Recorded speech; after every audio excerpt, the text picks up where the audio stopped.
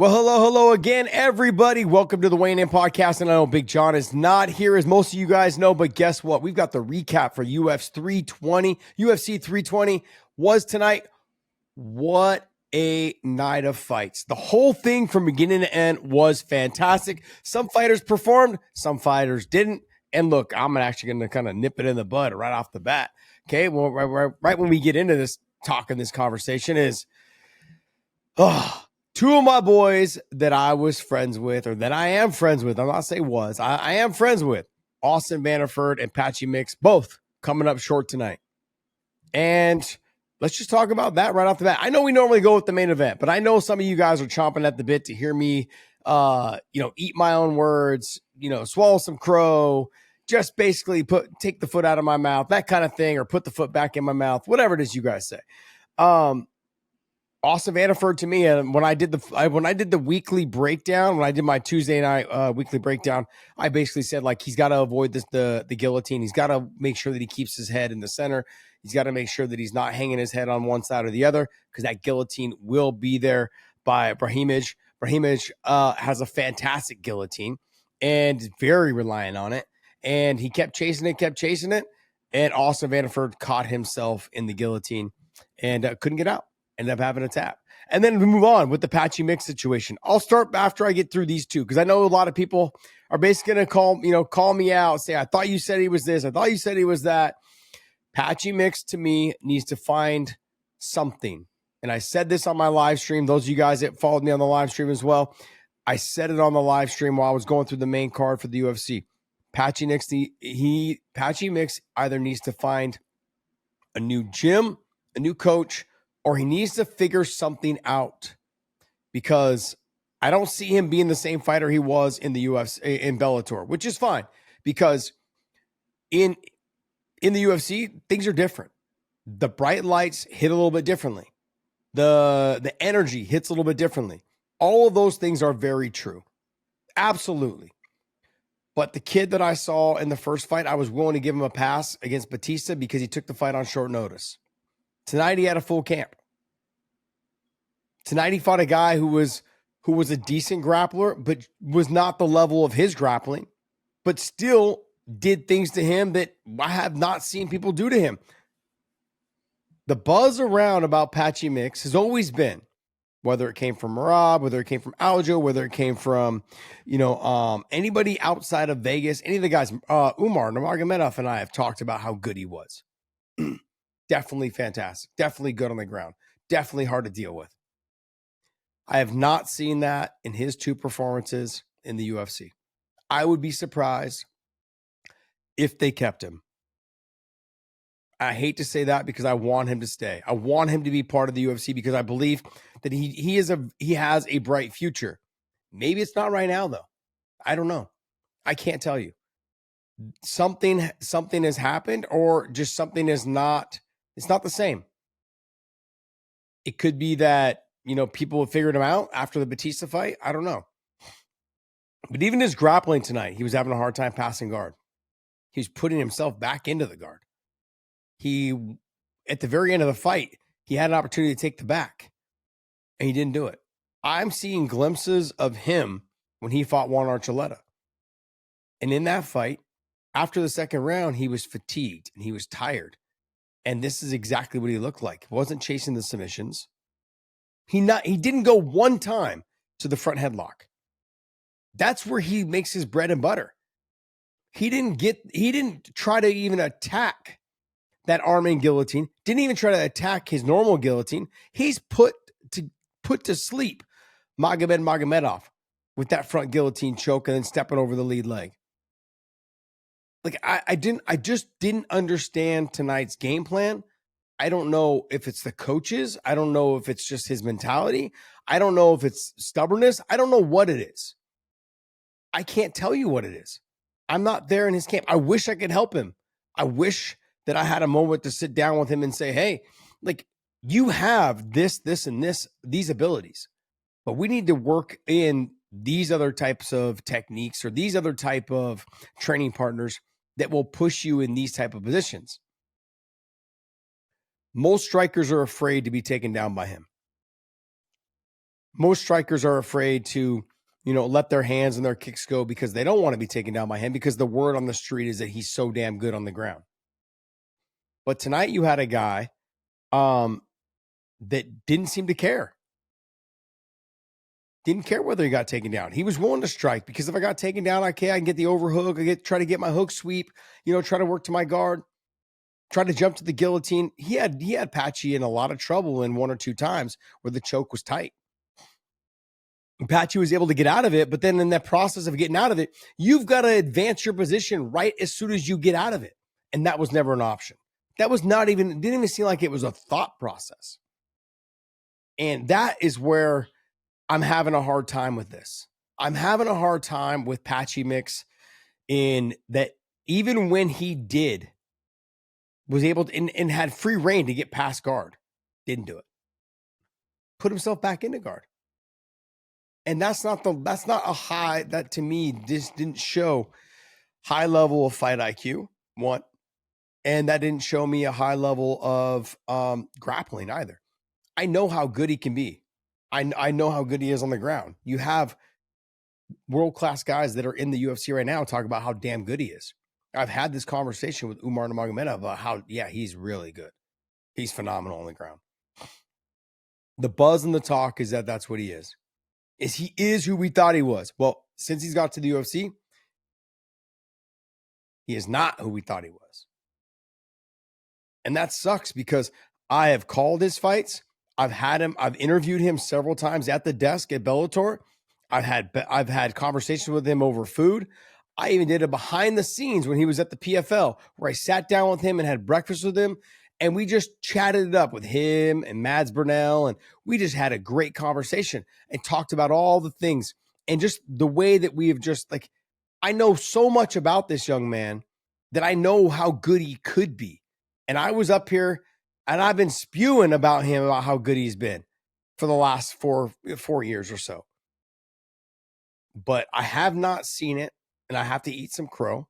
I have not seen it in the UFC. Doesn't matter what I say. Doesn't matter who says what about him. If he does not live up to what we say, it doesn't mean shit. And sadly, he has not lived up to what we have all talked about. That's it. I got nothing else to say. Until he makes some adjustments, some changes, whatever it is, I would be not saying that I would be surprised. I would upset me that if they did cut him, but I wouldn't be shocked if they cut him. When you come over as a multiple time champion from another organization, the buzz is hot, everyone's talking about you, and you have two performances like that. We were willing to give you the slide on the Batista fight. People obviously were talking a lot of trash, but they don't realize how hard it is to take a fight on short notice. They don't get it. They'll never understand. I do. I know it's not easy. So I gave you a pass. I can't give you one on this. This kid was tailor-made for you. He was mainly grappling. Striking was okay. You looked like you looked in Juan Archuleta fight where you looked good for the first round. Thought it was close, but you looked good for the first round. But then you got tired. You looked tired at the end of the first round. So I don't know what it is. Are you only doing grappling? Are you not getting your road work in? Are you not pushing yourself in your sprints? Are you doing any strength and conditioning? Are you pushing yourself to the point of exhaustion? Are you spending the right amount of time to recover? Are you getting the right nutrition? All of these things are paramount to being a professional athlete. I don't have the answers because I'm not in your corner, but I want you to be successful. So I wish I was in your corner. But I don't see the Patchy Mix that I saw in Bellator. Maybe it's the competition. Maybe it's the bright lights. Maybe it's the UFC. Maybe. I don't know. I don't have the answer. But I hope you figure it out. I hope you figure it out soon. I hope you figure it out before they decide to let you go. Because I know you can get a win. I know once you get a win, one will lead to two. And once you get two, I think it'll lead to three. There might be some rough spots in there, but I think you'll be able to continue to grow from there. But you got to get over that hump. You got to get that first win. You got to make those changes, whether it's the coaches, whether it's the corners, whether it's the nutrition, whether it's strength conditioning, whether it's the gym, whether it's the mindset. You got to figure it out, man. You can't have this much talent and not perform. Especially, you can't perform the way you've been performing the last 2 fights. You can't have this much talent and go out there and fight like that. That's all I'm going to say about Patchy Mix. Okay, I'll move on. Let's go right to the main event. You got Alex Pereira versus Ankalaev. I sat on my Bad Take show with Angelo, and him and I sat and we chatted up about it. And obviously, hindsight is 50-50. All of us sat back. I think majority of us all sat back and go, yeah, Ankalaev's just going to do exactly what he did the first fight, and he's going to have success. I don't think Alex can make the adjustments that he needs to make. And we didn't see it long enough to see, but the adjustment was made right off the bat. He came out right across the cage and said, I'm not going to take the center of the cage. I'm going to put you on your back foot. I'm going to walk you down. I'm going to make you adjust to me. That was huge. That made Ankalaev feel uncomfortable from the jump. And right when you feel uncomfortable, you get a little jittery. Your hands shake a little bit differently. Your footwork isn't the same. You're real hesitant because you know that he's got power. And if I shoot a lazy shot, he can hit me with an uppercut, or he can defend the takedown, make space, and then start to land shots. A lot of things start to go through a fighter's mind. And you could just see it all on Ankalaev's face, like, oh shit, this ain't the same fight last time. And it all happened so fast. He rushed across the cage, got right into his grill, and he let the hands go. Freaking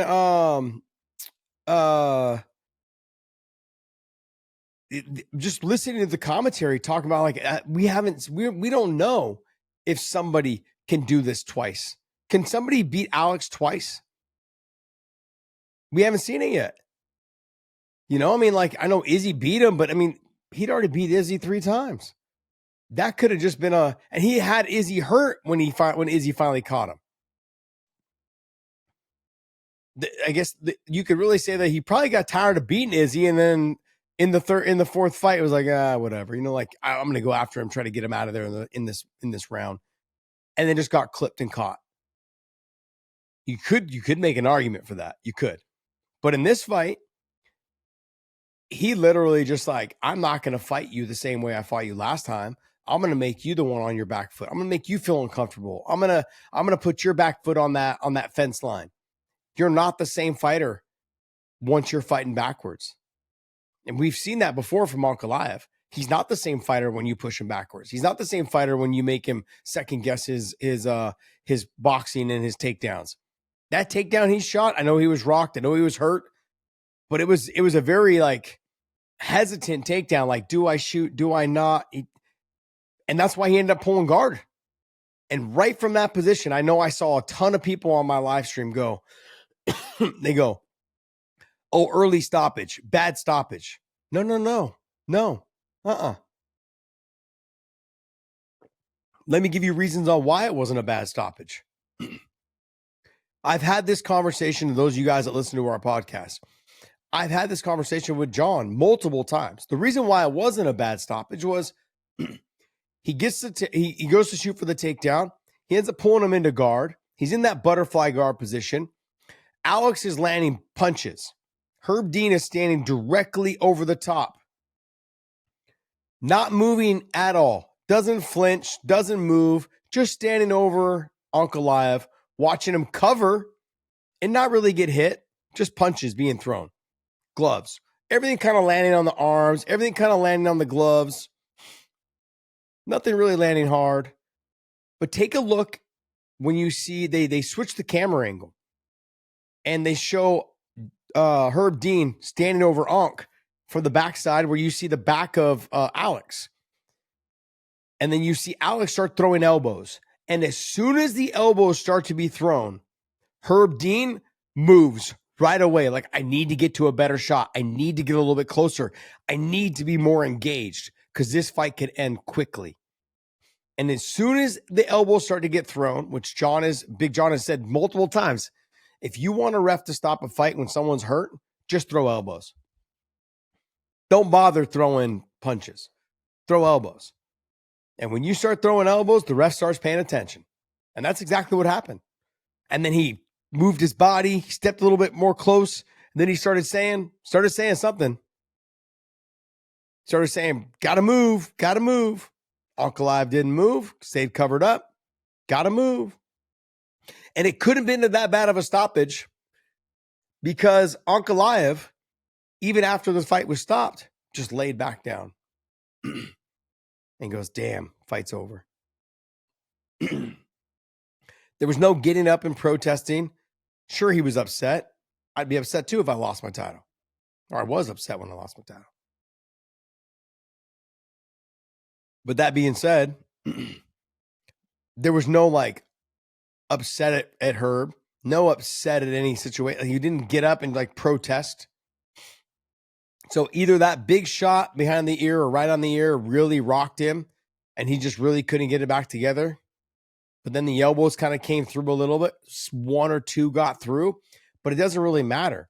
And having that conversation with Big John is, if the elbows are being thrown, the ref is really concerned that one will eventually get through and just fillet you open and will cause big damage. So the refs start to pay attention a lot closer when you're throwing elbows. Guys like Chimaev, right? When he fought DDP, had he thrown elbows from those crucifix positions, I bet you they would have stopped the fight. But he didn't. He just threw little shots with his hands. And that's why they didn't stop the fight. Had he thrown elbows, the ref would have eventually stepped in.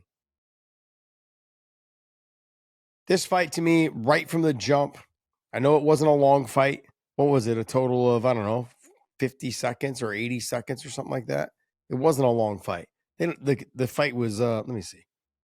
It was so short. Minute 25. A minute 25. Okay. Basically 90 seconds.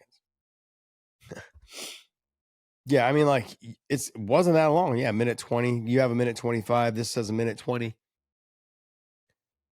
I can't give you I can't tell you exactly, like, there was no, all I saw in terms of difference is that Alex came out and said, nah, I'm not going to let you take the center of the cage. I'm not going to let you dictate the pace of this fight. I'm going to dictate the pace of the fight. And that changed the look on Ankalaev's face right away. That made him feel uncomfortable. That made him not knowing when to shoot, when to throw punches. And then Alex got right back in his grill. Let him throw, circled out, kept the range, the distance, came back in.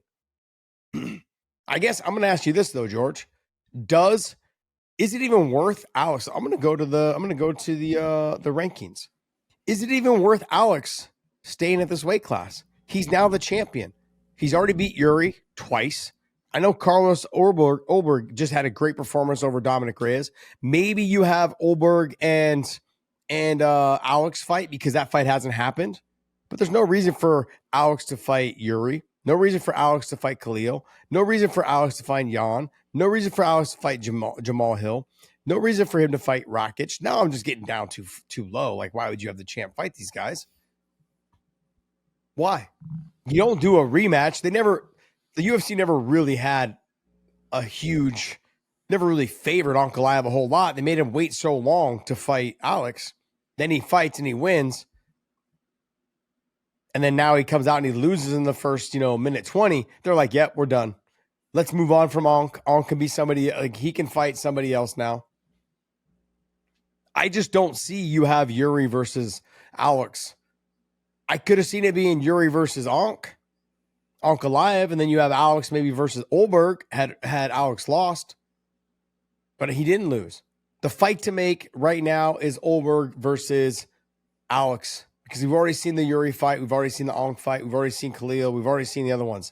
I want to see if Alex is going to stay at the 205-pound division, there's only one fight for him. And that's the Carlos Olberg fight. That's it. Yeah. I mean, after the fight, Alex gave a moment of silence to John Jones' brother. But before he did that, he said, I was going to say something, but my team and I discussed it, and we are going to just have a moment of silence. So I think he might have been thinking of trying to call out John Jones in some kind of super fight, which I mean, that's always a grand, North Star to go look at. But, I think he's strongly considering moving up another weight class. Yeah, I mean, to think about what he's done in the UFC in the short period of time he's been there. There's been guys that have had 40-something fights in the UFC, right? Mm-hmm. And haven't had the success of him that he's had. Out of He's 11 a two-division champion. Out of 11 fights, 8 of the fights have been for championships. That's insane. Absolutely insane. He's called on a whim. They call him, I got it. I'm in. Dana talked about it at the press conference. Every time I call Alex, he picks up and he's like, okay, I'm in. You can't, there's nothing you can do. If you're a promoter, those are the guys you want. Those are the guys you want to have on your roster, just down the roster. Every time I pick up the phone, I need a fighter at this weight. Cool. I mean, this dude, 85, 205, he's talking about going to heavyweight. I don't see why he wouldn't. I don't understand. Like, if I'm the UFC, I know he's getting older. Do you make him wait until the White House card? Like, you say, okay, you and Olberg, or you and John Jones, or you and Tom Aspinall, or you and somebody? I don't know. Does John cut down to 205? I think John can make 205. He'll go back down to 205. I think he makes 205. You have Alex and John at 205. Makes sense.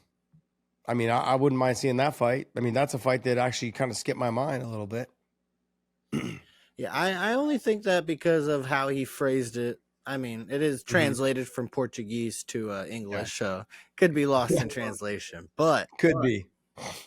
I think the fight that they make, if he wants to fight again, Alex has been very clear about, like, I like to stay busy. I want to fight as much as possible. I think you have him and Olberg fight. And if he beats Olberg, then you've got Alex to do whatever the hell he wants. Fight at heavyweight, fight at super heavyweight. I don't give a shit what you do. Keep doing it. Just do whatever you want. You just keep making us money for the next hour, the next year or two, until you're ready to call it quits. Makes sense. And I think at heavyweight, there's fights to be had there. I don't think Tom Aspinall is a good fight for him. I think Tom beats him. Cyril Gahn, to me, is kind of a good fight for him, because I don't think Cyril will be able to take him down. And if he does take him down, I don't think he'll be able to hold him down. I know he's a big body, but him and Volkov, fun fight only because Volkov's so long. Yeah. I think the fight I'd like to see the most, though, is him and Pavlovich. That'd be a great fight. That'd be extremely interesting. That'd be a great fight. Very good fight. There's other fights in here as well. I mean, like him and Waldo Cortez, Acosta, but then as you get past that, there's not really much. Maybe him and a Tai Tuivasa fight would be fun. Yeah. Or Tai would finally be able to fight someone he's not concerned about trying to take him down. I wouldn't want to do this to my boy, but Derek Lewis fight, that could be something. Oh man. Yeah, poor Alex. He might die from that. If he got hit by Derek Lewis, oof. Just decapitated. All right, look, let's go ahead and move on from that. But I do want to say one thing, though, before we move on to the co-main event. You brought up John Jones, and I've said it on the live stream. I said it actually, I was live streaming yesterday when I found out that his brother Arthur had passed away in a car crash. And I want to just continue to say, on every time this that I do a show, probably this week, I will say, my thoughts and prayers obviously go out to the Jones family, but mainly, not just because of John Jones, but because to his mom and dad. Because no parent should ever have to bury their child. That's got to be the worst feeling in life as a parent, is to have to bury your own child. Yeah. Today is my brother's, it would have been his 41st birthday, but he passed away when he was 26. And I'm at the age now that I'm older than he was in the life that he got to live. And to truly understand how much more there is to grow and learn at this age. As a kid, he was a grown-up to me. I looked up to him like any other grown-up. But, yeah, I mean, his grandkids were here. His daughters were here. There's so much more life that could have been lived, Yep. No, I know. Right now, I think with this is not a political statement, just so we're clear, but all the all the negativity that's been spewed since the Charlie Kirk assassination. And then, you know, I wanted to make sure that none of this has to do, like, when I heard about John Jones, his brother, dying in a car accident, my heart just automatically dropped. I feel bad for him. Losing a brother, I can't imagine. I have my brother and sister still in my life, and I can't imagine. And just to be his parents and just having to be there and just knowing that you have to bury a child. No parent should ever have to go through that. So I say truly and sincerely, my heart goes out to you guys, to the whole Jones family. I'm sorry. I'm sorry for your loss. I'm sorry that he went so soon, 39 years old. That's unbelievable. It's heartbreaking. So to John Jones, to the Jones family, my apologies, my prayers, my thoughts, everything, my condolences, anything I can offer. I'm so sorry for you guys' loss, truly.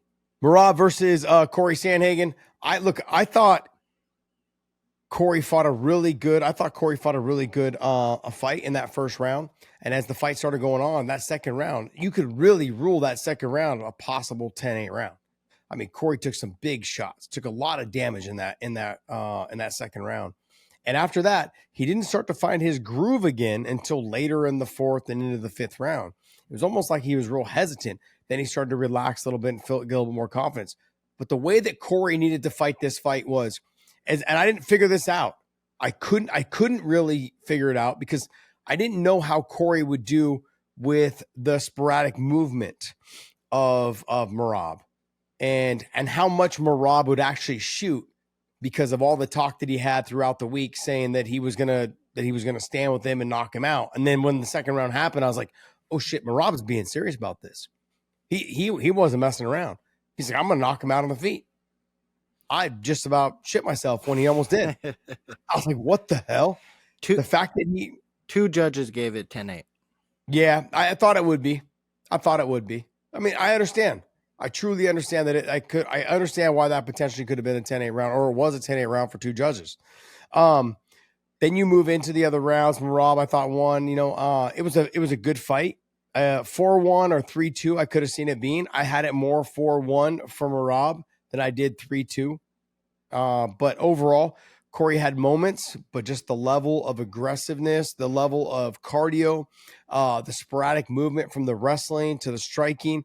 Merab right now is firing on all cylinders. The confidence is there. Everything he does is working. Like, if it's not broke, don't fix it, man. Just keep grinding away. Keep being you. I love what you're doing on your social media, Merab. I love everything about the way you're fighting. I love how you're presenting yourself to the world. I love that you had DC backpedaling, talking about, oh, no, he's not American. Guy doesn't speak English, da-da-da-da-da, because he's now an American citizen. And then as soon as Merab walked into the room, oh, brother, USA. That's how DC is in real life. Total comedian, fun to be around, loves to work both sides of the table. He will definitely say one thing and do the other. Him and Chael are a perfect duo together. Chael's the same way, by the way. But Merab, keep it up, buddy. Great fight. Great performance tonight. I think we'll probably see you and Umar coming up. I mean, Umar's got his hands full with Batista, but definitely a rematch that I would like to see. And Corey Sandhagen, keep your chin up, buddy. Tough fight, tough go. But damn, you look good. You look good in moments. You just couldn't put it all together for multiple rounds. So that sucks. That's the name of the game. Yuri Procházka versus Khalil Rountree. I had this fight a 1-1 going into the third. It was a close 1-1, like as in Yuri won. Yuri looked good. Look, I had it 1-1 going into the third. And then you saw Khalil come out and say, like, I'm going to take over this fight. I'm going to win this third round. And it backfired. He came out so aggressive, throwing big shots. And after Yuri ate one or two of them, he came back and said, I'm just going to push. I'm going to put pedal to the metal. I'm going to get right in your grill, and I'm going to let it go. I'm going to throw jumping knees. I'm going to throw push kicks. I'm going to throw tip kicks to the gut. I'm going to let the jab go. I'm going to switch stances. I'm going to do everything. And sure enough, Khalil couldn't handle the pressure. He started getting tired. the output of Jiri, and just the sporadic movement of Jiri that will make your cardio meter go down. Okay, it's like Georgie here walking to the mailbox, right? Exhausted, right? Exhausted every once in a while. So that's exactly what happened with Khalil Rountree. He came out aggressive. He was putting the pace on, and then he realized, shit, I can't keep this pace up for 5. And Jiri just bit down on the mouthpiece and said, I'm going to give it a try. I'm going to see what happens. And he just started touching him more. And as Khalil started taking steps back, he started taking over the round. And then that led to the knockout. And that was beautifully done too. So he hit him 1-2. They basically almost missed the 1-2, like grazing the 1-2.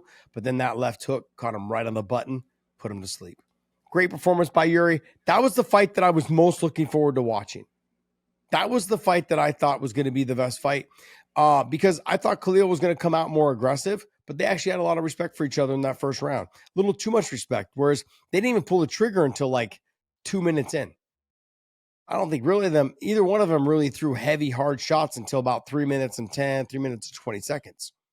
So, but then you can see Jiri was the one taking the bigger shots in the first round. And then in the second round, Jiri started to take over a little bit. And the third round became a 1-1.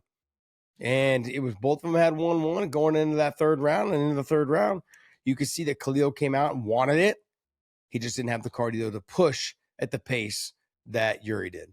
So, and then Jiri took it over and landed the clean, hard shot. Yusuf Zalal, not much to say. Whole fight was 1:38. Great performance. Who would have ever thought? Hindsight's 50-50, right? In no way. If someone sat up here, if I had one of our members on in our show and they told me they thought Yusuf Zalal was going to wrestle, I would kick him in the face. Then shut up. There's no damn way. Get that. I would have called you a liar right to your face. There's no damn way you would have thought that Yusuf Zalal was going to go out there and try and take Josh Emmett down. No way. Absolutely not. That wasn't even in my, I didn't even think Zalal is going to try to take down Josh Emmett. He didn't just try. He did. And when he took him down, controlled the top position, had that 3/4 mount, was working on the side choke position. He did it all.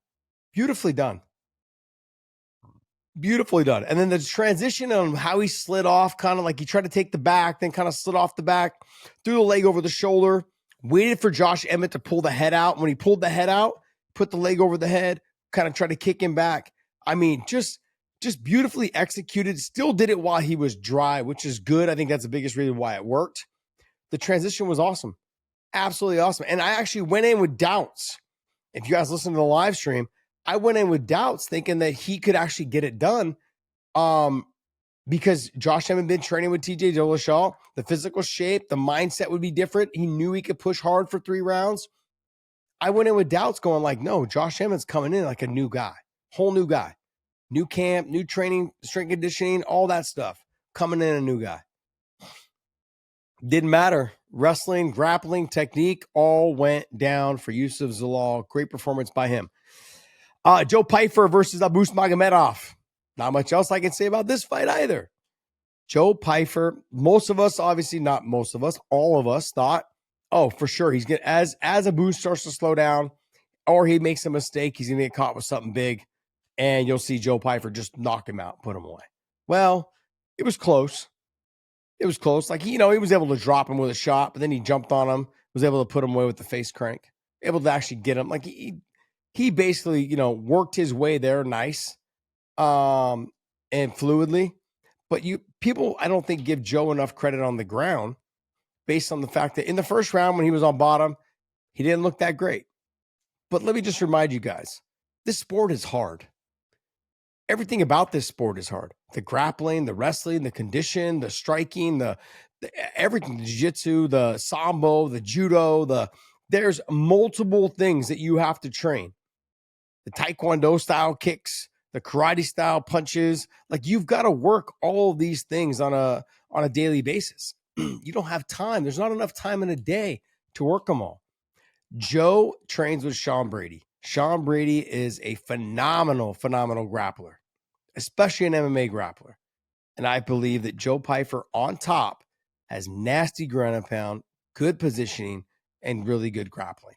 On bottom, not as much, but he still has good grappling. Like he got mounted, but then he pushed his way back to like a 3/4 mount, like a kind of a butterfly guard position. Absolutely fantastic job. Great job.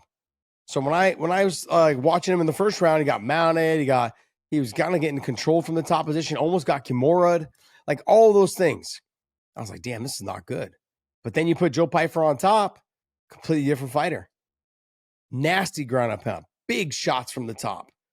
Like that, like he is someone who is used to being the hammer and not the nail. We've seen that before with his Jack Hermanson fight, but we've seen that before. But like he's talented. He's got power in his hands. Him on top can be vicious. He showed that tonight. Beautiful job on knocking a boost down and then finishing him up, getting him out of there. The key is to get him out of there. That's the thing. Like a lot of these fighters now, they're very comfortable just basically like, moving along. Like just kind of like, okay, look, I'm dominating. I'm just going to keep doing what I'm doing. If I get the finish, I get the finish. If I don't, I don't. No. The emphasis is to get the finish. It's always to get the finish. I've kicked myself in the ass several times for not getting the finish. I'm like, it was there. You could have chased it. You didn't chase it. You're being lazy. And that happens. That happens sometimes. Should have chased it. Could have got it. Could have done it. Didn't do it. Super frustrating. Abega, how do you say his name? Gautier versus Vines. I mean, this was really just one-sided. It was like, let me just muscle you around, throw you around. I mean, you could tell that Gautier, whatever, has big power, physically is strong, built like a Greek god. I mean, geez. And the fight that I thought had the potential of being fight of the night did not upset. It just didn't deliver the length of being a fight of the night type candidate. But it was Daniel Santos versus Joo-Sang Yoo. Great fight. Both of them had moments in the first round. But man, Santos fought a better fight than I thought he was going to fight. He was also less hittable than I've seen him be in the past. And Joo-Sang Yoo fought careless, a little flashy. I think, the win that he had in the UFC before maybe went to his head a little bit. He felt very comfortable out there. I think he looked very relaxed, which is great. But you still got to remember that the guy in front of you is taking it serious. And I've lost many of fights, unfortunately, thinking that it's not that big of a deal. That it's that I'm out here having fun. And we're just playing a game, which we are. We're just playing a game. And it is okay to have fun. But at no moment should you ever stop taking the fight serious. And I've done that a couple times. I felt like Joo-Sang Yoo, he also did this a couple times. I think he did it throughout the fight. It's okay. Like, I hate when guys, and Bisping fucking hates this too. You're in the middle of a fight and you get hit with something big, and they're like, oh yeah, let's touch gloves. No, dude. I'm not out here trying to be your friend. Now, look, if I had the Justin Gaethje and the Max Holloway, like last 10 seconds exchange, and then like it wasn't the last 10 seconds, but like you guys stood and just banged it out, and you got to the point where you banged it out like so much that you were so tired that you guys took a step back and got your win, and you go, okay, look, great exchanges. Touch gloves. We know we're both stepping back because we're both exhausted. Give us a second wind, and then we'll do it again. Okay. But no, like someone gets hit with a good shot, you're like, oh, great job. No. I'm not trying to be your friend, dude. I'm not trying to be your friend. And Joo-Sang Yoo, like just kind of a lot of, I know there was some like confidence and in his last fight, but just you can't carry that over into this fight. Different opponent. This opponent doesn't care what you did before. They're there to win. And that's what I saw out of Santos. Santos came prepared, didn't let anything get in his way. He got hit with some big shots, didn't care. I'm going to keep coming. I have my game plan. I'm going to keep going. I already talked about Patchy Mix. Edmund Shahbazyan looked absolutely fantastic. I loved when Rogan interviewed him and said, people forget you're only 27 years old because he's been in the UFC since he was 20. That's insane. Insane to me. Kid's gotten so much better too. So much better. Very talented fighter, good on the feet. His grappling's gotten better. He's good off his back, good at the top position. Mainly likes to keep it on the feet. 27 years old. Hasn't even hit his male peak prime yet. And he's on a tear right now. Love it. Love seeing it. I hope they continue to slow play him until he hits about 28, 29. Then you get about 3 years of him potentially challenging for a title. And I think that's pretty much about it in the fights that I will talk about on this UFC pay-per-view, UFC 320 card. Let's go ahead and jump right into the PFL. Hopefully you guys enjoyed that conversation. If you guys haven't seen the live stream, go back and watch that. You'll get my actual real reactions to the fight as they were happening. I'm going to pull up the PFL. All right, here we go. You have Paul Hughes versus Usman Nurmagomedov. I guess first, George, did you watch this fight? Yep. Who'd you think won? I mean, I thought it was close. When it went to decision, I kind of assumed it was going to Umar again, just because Usman, yeah, sorry. They're brothers, though. I get it. Yeah. But I kind of assumed, I just assume Middle Eastern judges are always going to be slightly skewed. Maybe that's ignorant of me as a fight fan, but once I see it going to the judges, whoever the hometown hero is, I just assume they won it. Yeah, you know what's funny is, if you look at the judges' scorecards, it was the American judges that had it the most far-fetched. Brian Miner, 50-45. Brian. I love Brian. Brian's a great guy. Great guy. I was like, what fight were you watching? 50-45 to Usman? Oof. I thought Usman won. No bias. I actually had this conversation with Big John today. I had this conversation on my live stream. I was actually polling my live stream, polling my live stream to see exactly what they thought. A lot of them had it the same way the other two judges had it. Almost all of them except for one had Hughes winning, which I wasn't mad at either. But in my opinion, I had Usman either winning 4-1 or 3-2. It was a close fight. I had him winning either 4-1 or 3-2. It really depends. For me, it depended on which round if you gave. I think round 4 is when Usman got dropped. He got hit and kind of went to a knee. That lost him the round. That was the biggest shot of the round. He also got wobbled again, I think a little bit later in that round, or right after that, he got dropped. Not dropped, but right after he put his knee down and got sat to his knee. He got hit again a little bit, got wobbled again. So that round, to me, round 4 was a pretty clear-cut round. That was Paul Hughes' round. I also thought maybe Paul Hughes won round 2. I have no problem with giving him round 2. So I think if you look at it, I think the rest of the rounds should have went to Usman. She probably gave Usman rounds 1, 3, and 5. Or if round 2 didn't go to Paul Hughes, you could have given Usman round 2. But I'll look at these. I'll pull these up right here. I have the scorecards right here. Let me pull them up real quick. Because there was a couple sets of scorecards that were put out. Just so we're clear. One set of scorecards was 10. It was Brian Miner. He had it 10s all the way down for Usman. And then he had a 9-9-9-9. And then he got down to the 5th round. And he gave it a 10-8 for Usman. That's wild to me. Absolutely wild. So it was 50-45. But it was a 10-8. So that didn't make any sense. These are the scorecards that were originally put out. Okay. And then Usman, it was Hadi Ali. He had it 10-10-10-10-10 for Usman all the way down. And then he had 9-9-9-9. And then round 5 was a 10-10 for each fighter, which is really strange.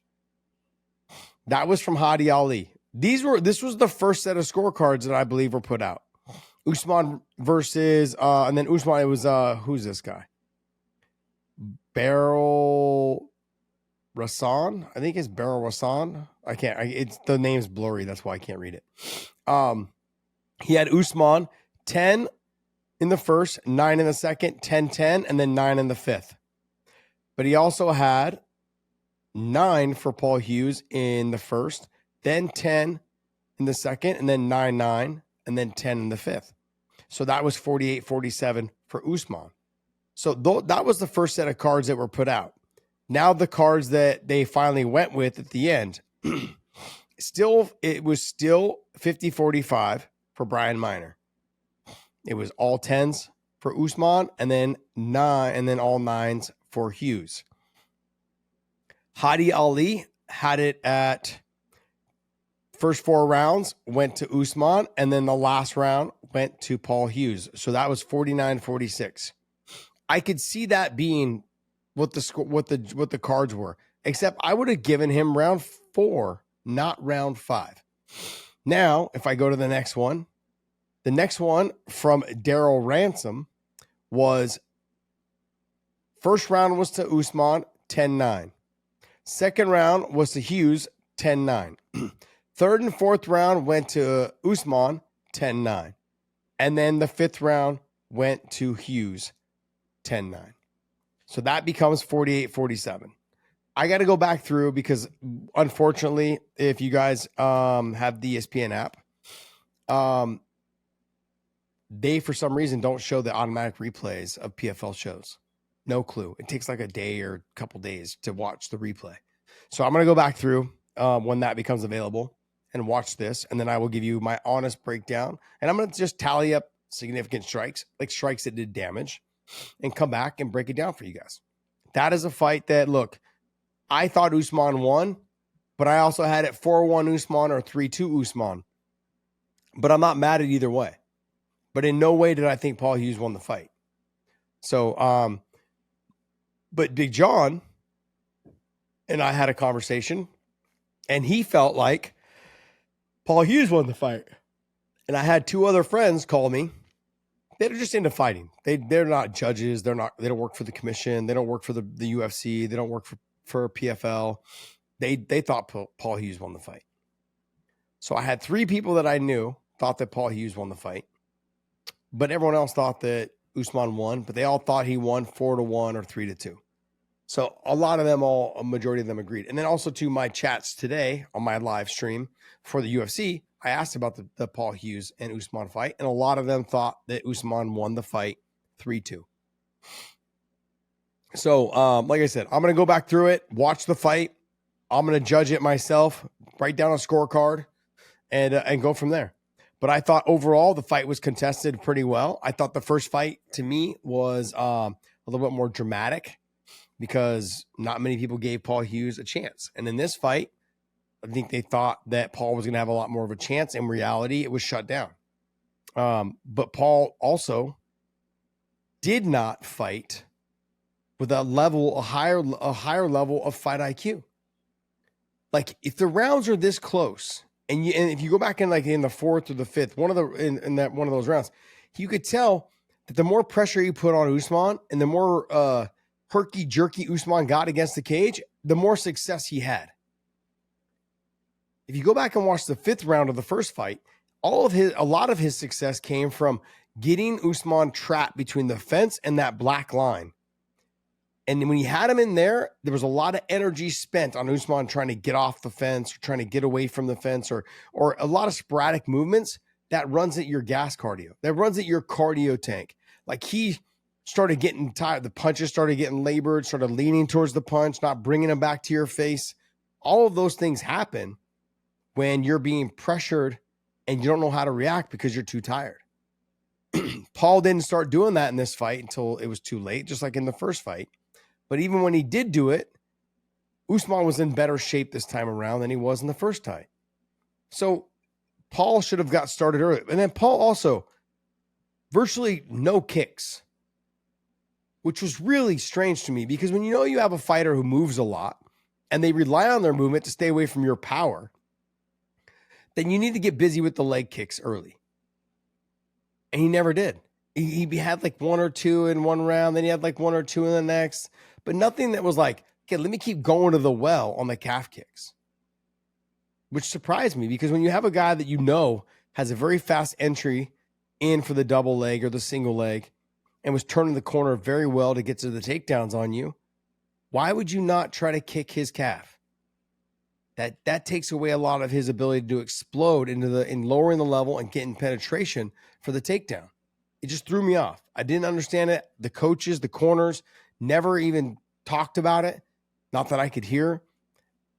You got to get busy as coaches. You got to be trying to make sure that he understands that. Overall, good performance. I'm going to talk more about this fight, obviously, after I watch it, probably on the midweek show on Tuesday Night Live. Corey Anderson versus Yagshimuradov. A very dominant performance. Very dominant performance. I think I had Yagshimuradov win in the first round, but then after that, it was all Corey. Corey dominated the rest of the fight. The only knock I could say on this performance was that Corey needs to take a page out of Alex Pereira in the elbows. When you get them going, don't stop. Just throw them. The ref will stop the fight. He would land one or two, and then he'd go back to punching or he'd go back to hugging. Yagshimuradov had no cardio to get up out from underneath you. Corey, I don't know if you noticed, man, but you got a big ass. Like, your hip pressure is fucking insane. And I was talking about your fucking big old gadunk on the live stream. I'm like, good God, Corey. That thing fucking he's got a big ass hammer to drive the nail. Let me just tell you. This guy, he's got a gas tank. He's got cardio. He's got a really good and well-established jab.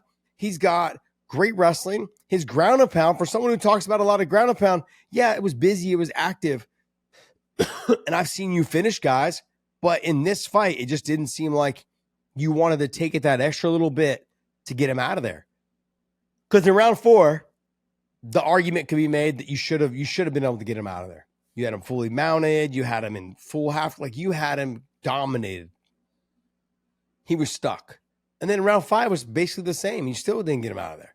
That's the knock. That's the only knock that I have on this performance by Corey, is that there was moments in this fight where he could have got him out of there, and he should have pushed a little bit harder to get him out of there. That's all. That's all. Sergio Pettis, Magomedov. Guys, if you did not watch this fight, go back and watch this fight. You have to watch this fight. One of the most ridiculous knockouts that I've seen, and it was not going Sergio's way. Sergio was struggling from the jump on this fight. The first round was close. Sergio did okay. Still didn't win the round. He was losing the second round. And it wasn't like he got dominated the second round. And then in the third round, in the second, he got dominated in the first, was getting dominated in the second. And then as Magomed jumps in the air to land a flying knee, just because he's thinking, okay, I've dominated this round. There's no way he wins this round.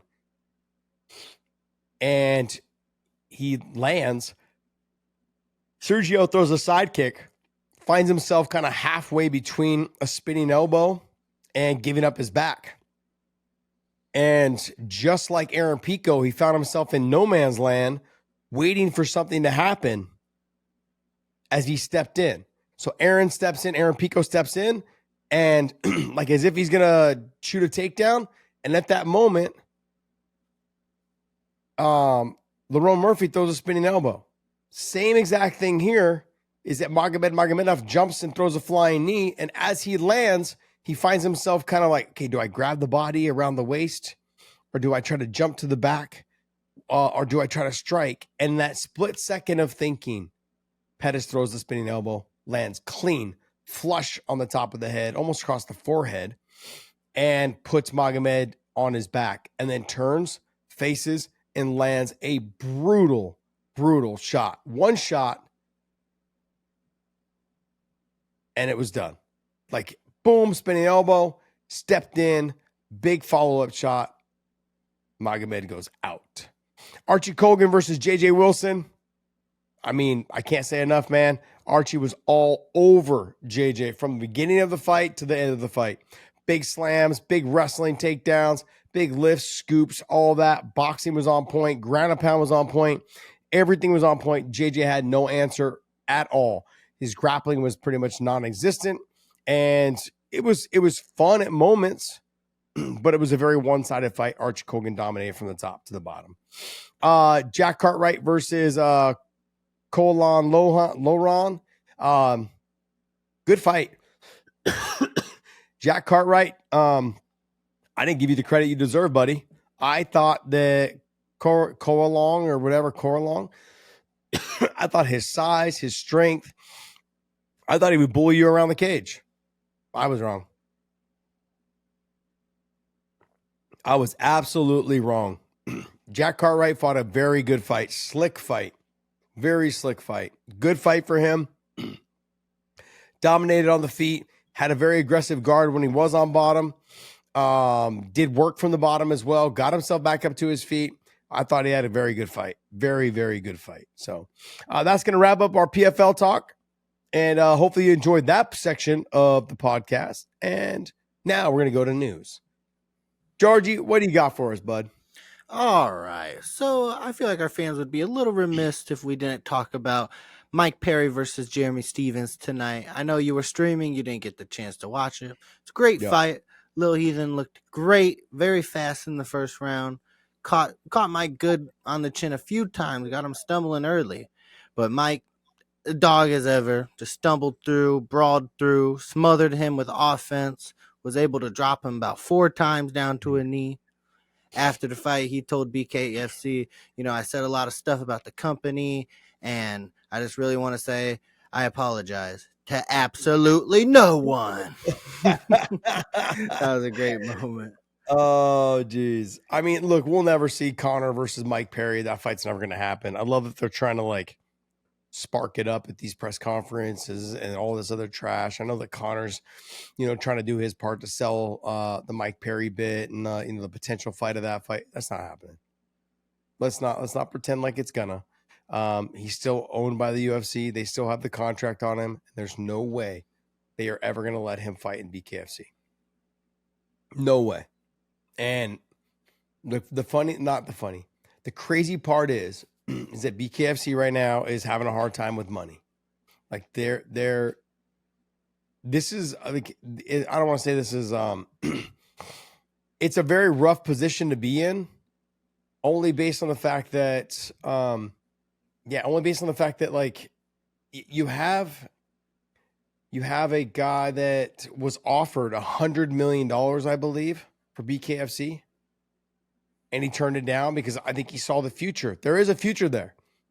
But when you take away, when the person that offered you that amount of money is somebody who is directly in a very similar sport and has connections that are way beyond yours, he can shut down those connections.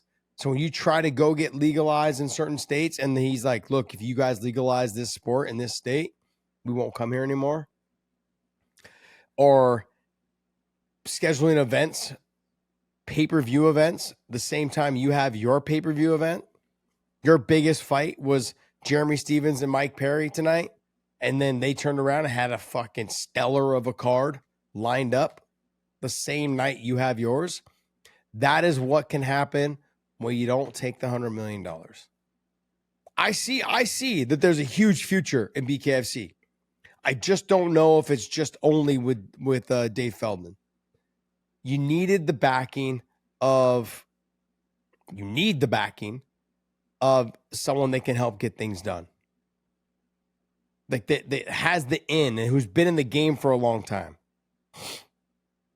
I don't know what to tell you. Do you jump on with like an Eddie Hearn? Do you try to collaborate and do a BKFC / boxing match? Or do you connect yourself with somebody who has the ties of somebody like that? I don't know. I don't have the answers for that. I'm just simply saying the guy who has WWE at his fingertips, who has slap fighting at his fingertips, who has UFC at his fingertips, he's also networking with UFC Fight Pass, the LFA, and then Fury Fights, and all these other organizations are all on UFC Fight Pass. They're all on there for a reason. Because they know if they want to get shows done in small towns or in venues that will hold them, and they want to be able to get themselves in and be like, yeah, can you bring me? I want to get into that organization. I want to get into that venue. It's because, we're going to be on UFC Fight Pass. That's how you get it done. I think, and I've said this, I've told Coker this, I've told, former matchmakers, I've told all different types of fighters, I've told everyone. man, BKFC is a fun sport to watch. A lot better than slap boxing. The fuck? But that being said, people watch slap boxing. But I think if you had the backing, or if you'd have taken the $100 million, that you'd be in a different spot than you are now. I think in a better spot. And not only that, but like, let's not forget, when the UFC bought WEC, they ran it a certain way for a while. And they eventually just absorbed it. But Reed Harris and all the people that were working with the WC came over and they were part of the UFC family. I think if you take the bare knuckle BKFC and then you would allow them to buy it, and then they built it up and built it, they weren't going to roll that promotion into the UFC. They couldn't do it like they did with the WC. But you had a network to help you grow this thing at a lot faster pace than you're hemorrhaging money right now. And look, I think we're at a point where people just have to admit that Dana White's in his position right now to either help your show grow or shut your show down. So if you're doing something in the combat sports industry, you might want to try to find a way in. Create something that he wants. Because I think ultimately they want to own this whole sport. Like this whole not this whole sport. They want to own this whole genre, I guess, or whatever it is, of combat sports, whether it be slap fighting. I could see them fucking eventually owning arm wrestling competitions. Anything that's like machismo, anything that has like a toxic masculinity type bullshit to it. That's what they want. They want to own it. They want to own. They have UFC. They got WWE. They have slap fighting. They want a BKFC. I wouldn't have been surprised if they tried to sign or try to buy Karate Combat, but then that's now started to fall off because they need to pay some bills. But like they're not looking to buy Ryzen. They're not looking to buy One Championship because they're very similar to what they do, and they know they already have that market cornered. They didn't have BKFC cornered, but they had BKFC that they could have tried to buy that was already running.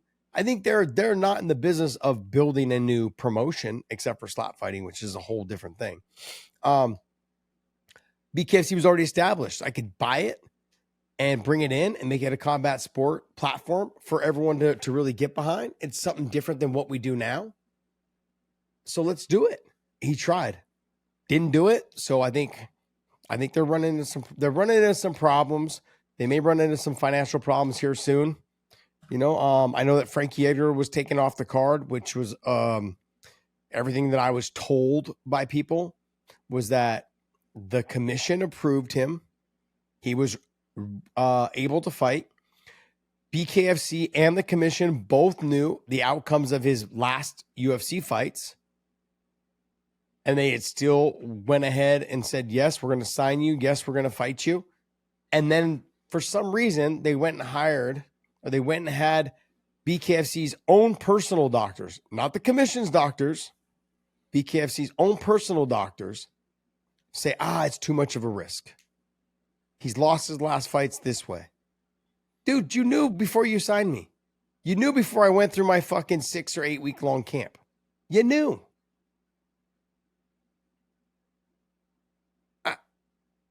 Why'd you even have me stand the dotted line if you weren't going to have me fight? In my own mind, you know what went through my own mind? You used me to sell tickets. That's what went through my mind. The first thing when I heard these things, that's what went through my mind. You used me to sell tickets to your promotion. And because I had a higher paycheck coming to me, you used me to sell tickets. And when you were done selling tickets, literally like the day or two or the week of the fight, the last 3 days, you pulled me off the card and you slid another guy in there for a fraction of the cost.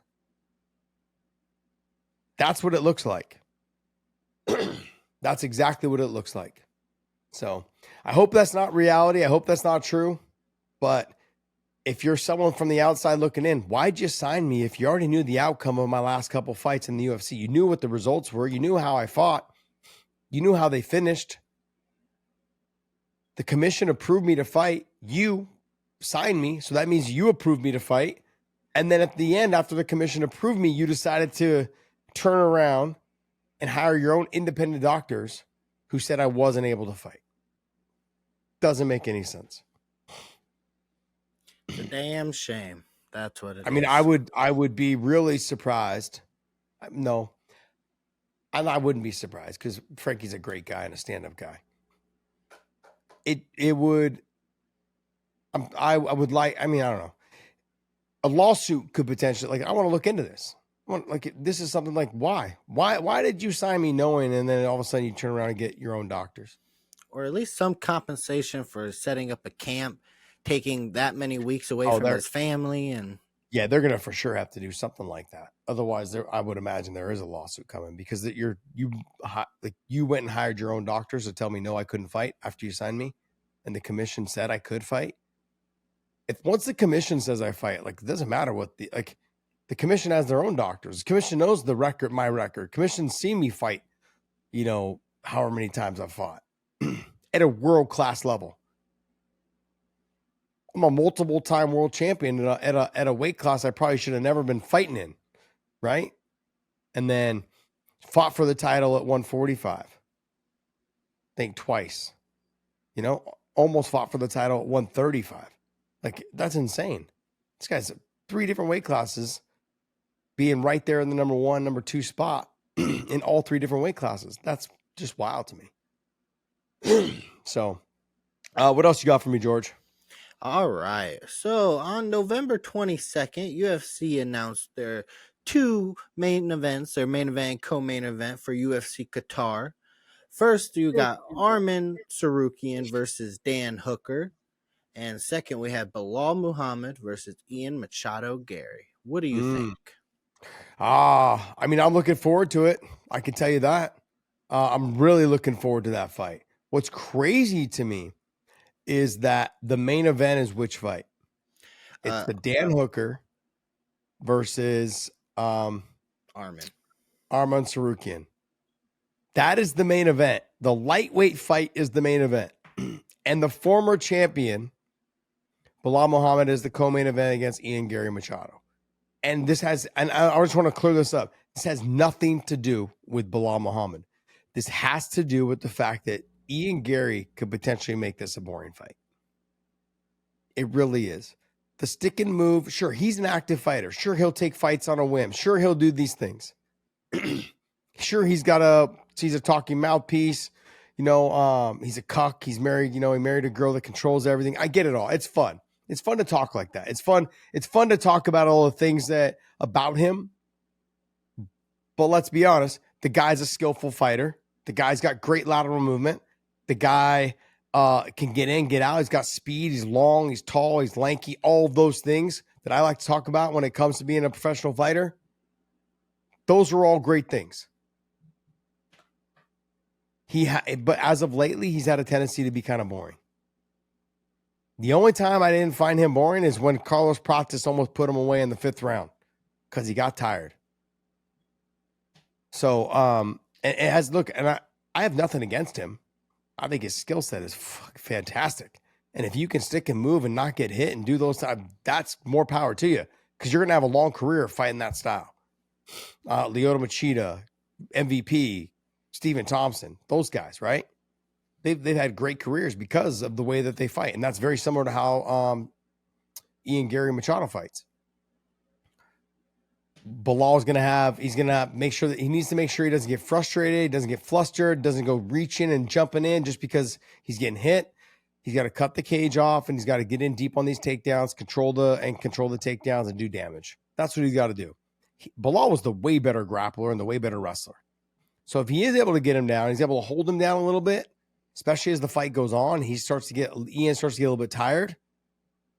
Because it's hard to run on your bike for that amount of time and not get tired. So I think Belal, he's got to just switch it off, not let what happened in the last fight get to him, and just follow his game plan. And when he follows his game plan, he becomes an exciting fighter. We saw it against Sean Brady. We saw it against Vicente Luque. We saw it against other guys. We saw it. He's got exciting wins. He's got exciting fights. This notion that he's boring is bullshit. It's absolute bullshit. He is a great fighter. Did not get to one of the toughest divisions in the sport and become champion by not being a great fighter. Bilal Muhammad is the shit. He's a great fighter. Absolutely. Ian Gary, very talented, very skilled. But can he stay on his bike and run long enough to where Bilal can't catch him, or until he can, outpoint Bilal or catch Bilal coming in? We'll find out. But then the main event, Dan Hooker and Armand. Jeez, great fight. Great fight. This is one of those fights where Dan Hooker we're going to see, I think, out of Armand. He's going to take Dan Hooker down. He's going to control the position. He's going to do all this. But Armand doesn't have the grappling that like Islam Makhachev has. He's got the wrestling, but he doesn't have the jiu-jitsu aspect of it all as much as Islam does.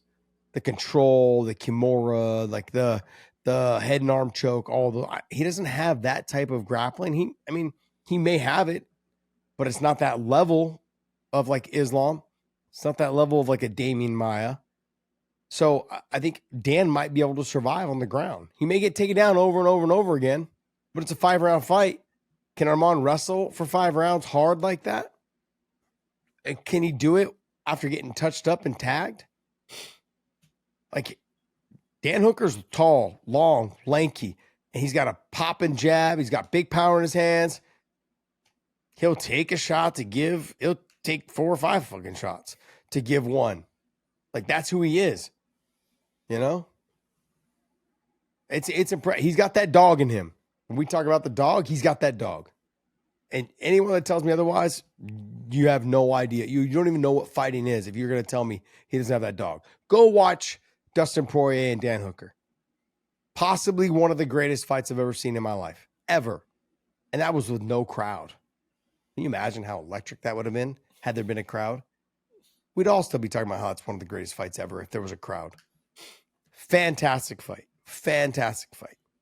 So, I like that fight. I think it's going to be a great fight. We'll see what happens. Dan Hooker versus Arman Tsarukyan. Great job. Great card for the great place to go. New place in, I don't know, people call it Qatar. I've always called it Qatar, but people call it Qatar. I don't know. I call it Qatar. Anyways, but that's a good card to take. Good fight. Good main event, co-main event to take there. Does Arman and Hooker being the main event mean that that's more of a title eliminator than a Bilal and Ian Gary? Or do you think they both hold the same amount of weight in their weight classes? Look, I think they both hold very similar amount of weight in their weight classes. Let me take a look real quick. If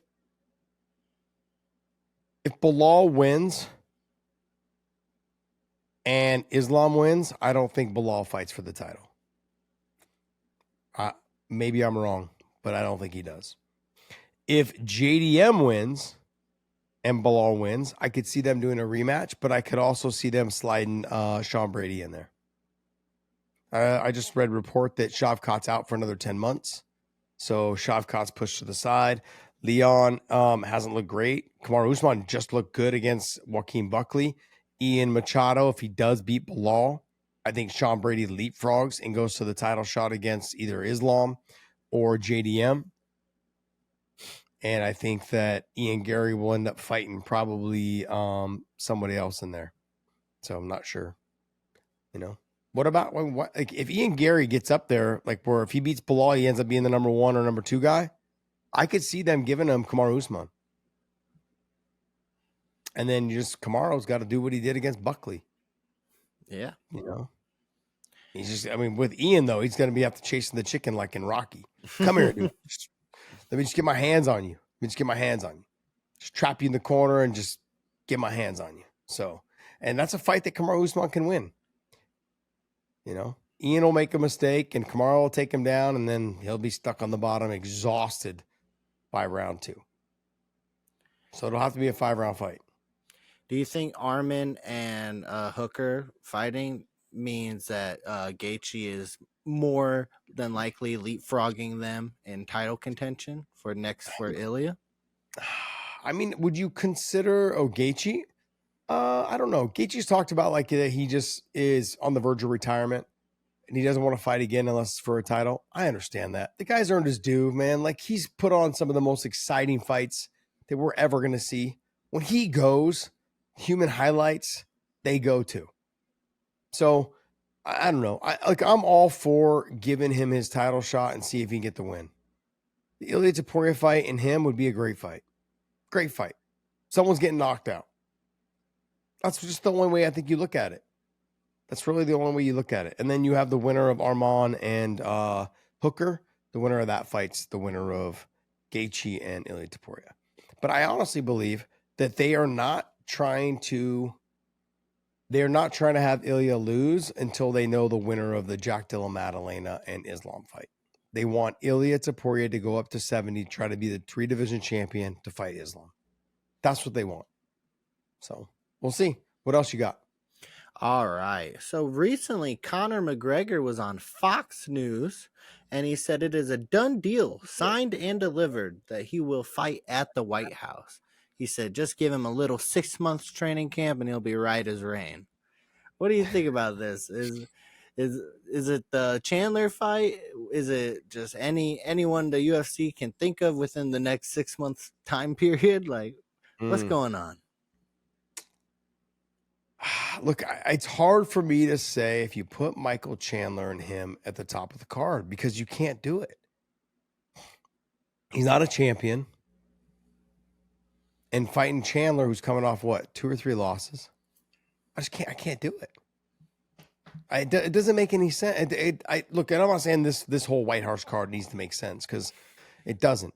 But some of these guys are still fighting for a reason. They're fighting to get higher up in the rankings. Just because it's the White House, I can't forget I can't forget that I still have a job to do to move up in the rankings and get to the title just because I'm at the White House. And let me just remind you guys, I fought at the Playboy Mansion twice. Sure, it was great to be at the Playboy Mansion. Absolutely amazing.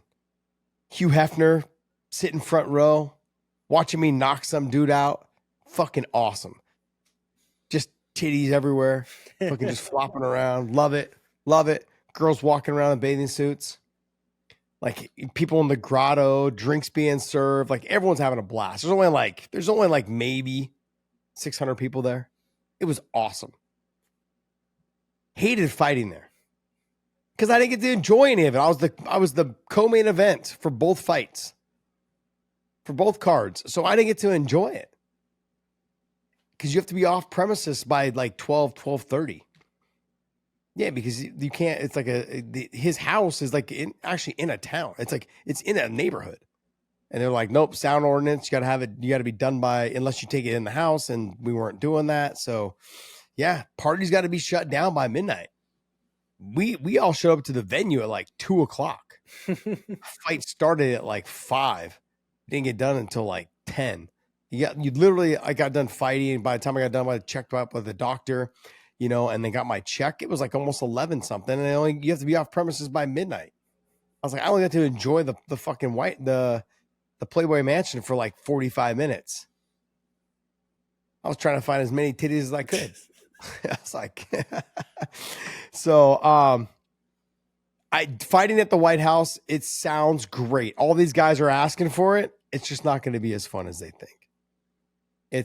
I'm sure it'll be a great experience. You can always talk about it for the rest of your life. I think that's absolutely amazing, but it won't be as fun as you think. I think what you got to do is if you're going to have Conor on the card, he's going to be the main event. No matter who you put there, it's going to be Conor as the main event because he's the biggest draw. It's going to be him. I think it should be Max Holloway for the BMF title. That's what I think. That's the only, you can't have him fight for any other title. He's not deserving. I could see the John Jones and Alex fight being there. I could see that. Especially now that Alex won and he won so dominantly tonight. I could see that happening. But you still would probably still have to put Conor there. And like I said this about 2 weeks ago. If I have Conor on the card I don't need to have a bunch of other guys that cost me a lot of money. What am I going to get? An extra 100,000 views? And remember, it's on CBS. I'm getting paid no matter what, is what the UFC's thinking. I don't give a shit who we have on the card. Does that make sense? Yeah, I could even see Dana in a crazy world making its own championship for the White House card, like a red, white, and blue American star-spangled presidential belt, or like a medallion. They don't give out medallions anymore, like the Olympics. That's the only thing I can think of with medallions. Yeah, that's true. So you might not even need a Max Holloway BMF belt. It could just be, who is Conor gonna shine the most against? Yeah, I mean, Ilia Poirier has been very clear about. He's like, I'll be on the White House card. I'll probably be the main event. I mean, I wouldn't put it past him. The guy's a big draw, and I got to be honest. I think Ilia versus Islam is probably the biggest fight you can make in the sport right now. You know, the only other fight that I think might do better numbers would be like a Conor involved fight, but it would have to be against someone like a Max Holloway. Somebody who has a belt on the line, somebody that brings in with positive energy, someone that everyone loves, the charisma of Max Holloway. People love Max Holloway. Absolutely love him. You know? But then do you not have an American be the main event? You know? Yeah, I mean, and my take has always been that I don't think it doesn't need to be an American. America is a melting pot. We have Christians, we have Jews, we have Muslims, we've got Catholics, we've got all different types of religions, we've got all different types of ethnicities, we've got all different types of everyone. Doesn't matter who you have there. We are the melting pot of the world. We can have whoever at the main event. But, I mean, in an ideal world, it would have been Tom Aspinall, John Jones.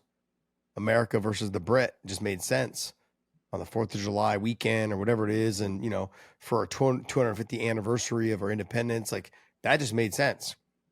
USA versus the Brit. It made sense. It made too much sense. We'll see. Look, there's so much that needs to happen. Certain guys will fight between now and then, and they may lose so that we can stop talking about it. And some may not fight and be forgotten about because they didn't fight. So there's all different ways to look at it. Give me one more thing, and then we'll wrap this thing up.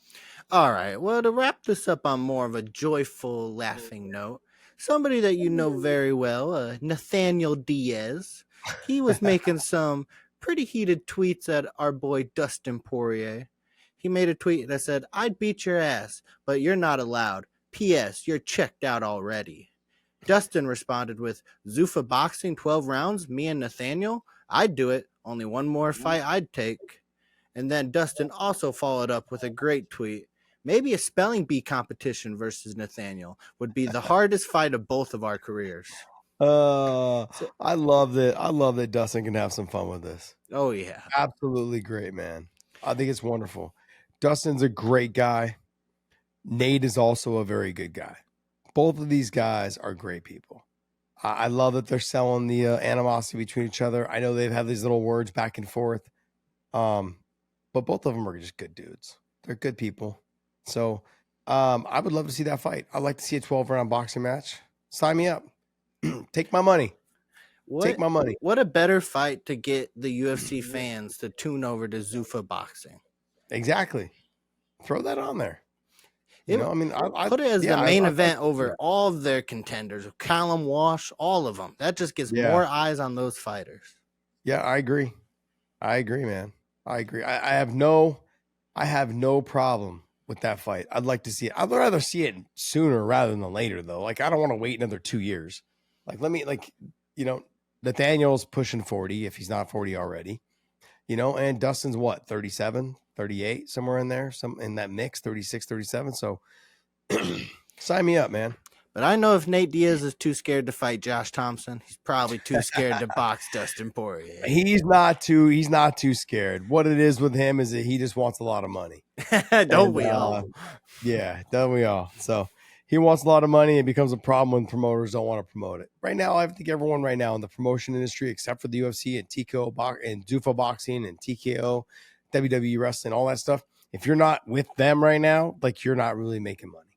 The rest of the promotions are all living promotion to promotion. So, or event to event, I should say. All right, guys. Hey, that's going to wrap us up. Hopefully you guys enjoyed this show. And if you guys have any things you guys would like me to talk about, look, I know I'm running this thing solo right now, but just before we go, we have a special guest on Tuesday Night Live. I got Brian Stan joining us, former middleweight, former UFC fighter. Have him come on the show on Tuesday night.